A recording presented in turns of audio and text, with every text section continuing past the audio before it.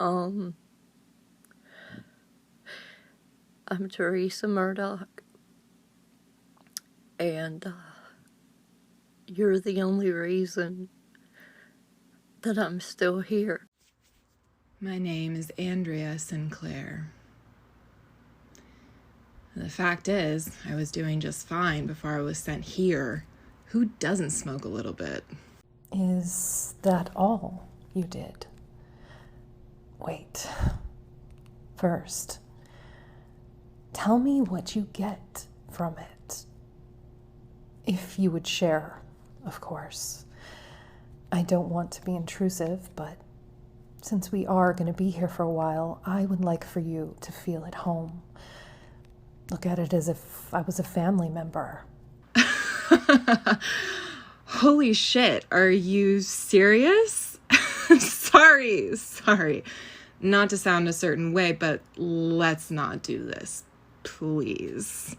Do what, Mrs. Sinclair? I'm genuinely trying to help. In order to do so, we need to build a foundation based on trust, but I can't do that alone. So that's how it works. Let me guess. You read my files, probably studied at Oxford or something like that, and the court got tired of seeing me in there? I mean, typical single parent living off government assistant popping up every month asking for help. So instinctively, your Christian soul just refuses to see a fellow woman in such pain and has to come save the day. Wow, that was a lot to unpack. And to be as honest as I can, this is not going to be the experience you think it's going to be. What do you see when you walk around this office? Family photos, degrees, certificates. So to you, I'm just a bitch that's pretentious and overly passive, making more money than I should be, I'm sorry. What's supposed to mean? Nothing. I just realized it's already been an hour, and you haven't said anything that convinces me that you aren't intelligent. Quite the opposite, actually. Question. How was your upbringing? I read that you never knew your mom. No. I want to go back to this "I assume" statement. Are you not living comfortably? Are those not your plaques? Are any of your friends living as a squatter?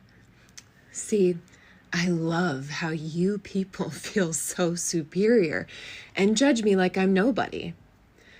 By the way, I am very smart. That's how I could tell you were being patronizing. Is this what you do to avoid accountability? Gaslight into submission so you don't have to feel for your actions? How's that been working out for you? Pretty freaking great. In fact, awesome idea. How about you stop by doing trial and deliberate a verdict over that man who thought it was okay to take my childhood away from me? Or maybe convince my sister I wasn't a slut and the rumors that spread throughout high school weren't true. You said your name was Teresa. I knew Teresa once. Good lady. I mean, could light up a room. Stayed just down the road behind those restaurants over there. Yeah, she was a lively one. Staying on her feet, always getting into something. Never knew what she'd be up to. Huh. Fascinating story. I'm sure she was a nice person, although I doubt we had anything in common. Right. Because old folks like me, not with the times. We say stuff like jive turkey, Jill sucker. Hey, you said it, not me. I was just exercising my right to be free here. I had no intent on intervening in a conversation with anybody. Funny how it works, isn't it? People meeting people. Well, if you like, me being invisible is kind of a specialty I excel in. I'm just tired. You know, why are we even talking about this at all? I suppose you're right. But I did just catch you trying to take a huge leap onto this freeway. So, tell me. Something you want to get off your chest? I've seen a lot of good people die on the streets. Mothers, fathers, overdoses, slain like animals over the next hit. You're not dealing with the average guy. I'm a man of the world. If you know it so, well, please enlighten me, 'cause I don't know for the love of whatever God you believe in, but I can't figure out why I'm here. Everything is so hard, man. People aren't worth a cent. The cost of living down to religious beliefs are in constant question, and I just need a break, and maybe a nice long sleep is what I need. It was 1967. A loud banging comes from somewhere down the hall. I go to investigate. Fire ensued in my parents' bedroom. But it's so hot and thick of smoke, you could taste the soot in your mouth. I ended up waking up in the street. My parents died, third-degree burns. I ended up staying with my cousin for a little while, at least until my aunt's relationships became more important than family. I've been out on the street ever since. Night one, here it was different. And people just looked on like I was a stray cat. My cousin tried to help, but as time went on, we drifted apart. And to this day, I've been like a ghost to him. It's been over 20 years now. I've had jobs here and there. But eventually, customers would complain about my odor, and soon enough had me fired. I've been left for dead, overdosed, beaten, robbed. And when you sleep, there's no rest. The voices of privilege spill out. They talk. Like we chose this for our life. For so long, I hated God for being out on the street, for that fire that took everything from me. But there's this thin line we cross ever so often. And it's because of that peek into darkness that I'm hearing differently. I'm seeing differently. Very easy to give up on life. You never really know what's going to happen. Your world could be stripped right from beneath your feet. But we learned along the way there's... Before I got my degrees, I was a waitress in a small little town just outside of here, maybe 3 or 4 hours away. Small town, low population. I had no direction. I was dating a guy. He was the captain of the football team, dark, tall, handsome, had a way with words, and he swept me off my feet. At that time, I knew I wanted to be a wife. And we got married, but what I didn't know is that he lived a double life.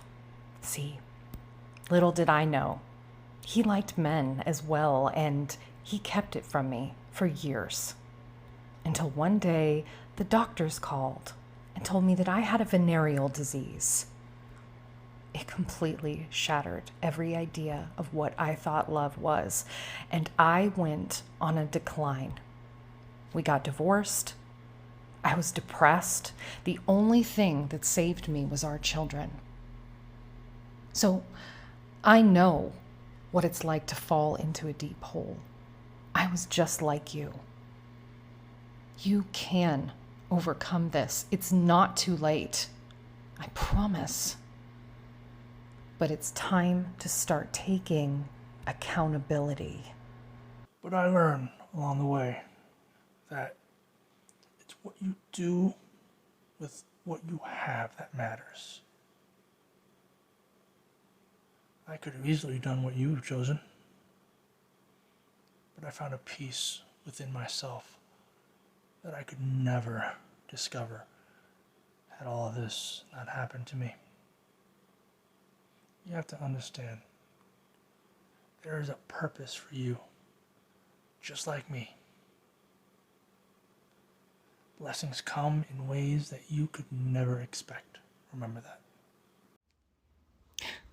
You know, every time I go past one of these offices, visit a doctor, speak to a lawyer, I always thought how pretentious and full of crap these people really are. Like, as if you really, really cared at all about the well-being of the people. You have your HMO, your vow to honor, obey, protect the people by all means. Yet thousands of people a year are falsely accused, wrongfully arrested, put on trial for things they have nothing to do with. The little people like myself. As a woman, I have to work extra hard to do everything that I do. Everything I do possible for my children. So yeah, I like to drink. I like to have a good time on the weekend. My kid's father wasn't worth a damn. Left to do this all on my own, but I'm seen as this monster forced to come in here and have this conversation with you. I appreciate your words of encouragement. I do. If you have no idea how difficult it is, I really just want to give up, but I won't. Too many people depend on me, even if I don't depend on myself. So I thank you, doctor, for being transparent. Most wouldn't take the time out to share anything about their personal life. For the longest time, I thought my life was over. I've tried living an honest life, making an honest buck. Everything is so expensive. People turn up their back on you, and nobody really loves you the way they say. I wanted to die today. I honestly didn't feel like there was a reason to still be here.